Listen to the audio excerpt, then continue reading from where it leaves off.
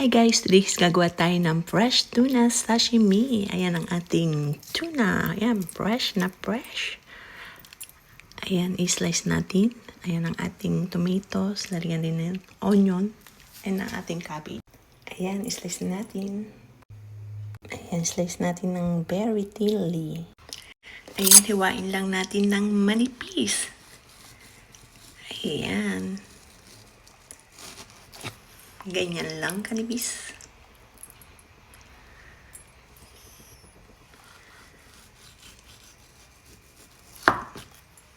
Voila.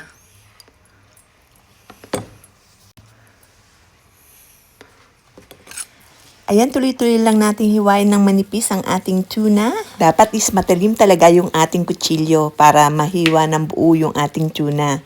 Ayan o, ganyan lang. Para di siya madurog at buo pa rin ang pagkaka-slice. And then atin nang isasalansan sa ating mga beddings ng vegetable. Ilagay na natin yung ating tomatoes. Ayan.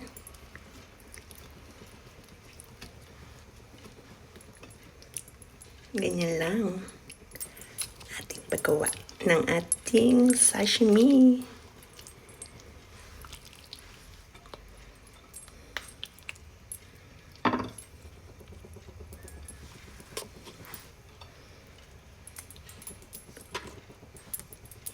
Okay, and then lagyan natin ng konting sibuyas.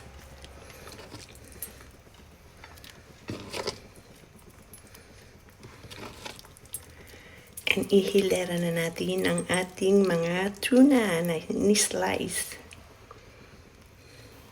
Tuloy-tuloy lang nating ilatag yung ating mga in-slice na tuna hanggang sa mapuno na natin yung ating pinggan.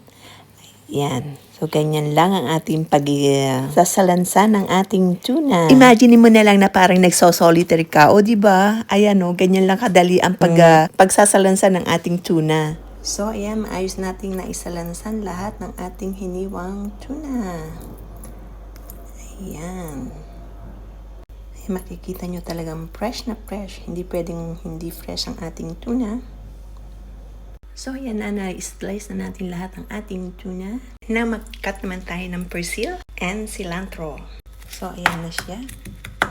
Now, ilagay na natin ang ating chinap na parsley at cilantro. Voila. And lastly, lagyan na natin ng olive oil. Voila. Ready na yung ating tuna sashimi.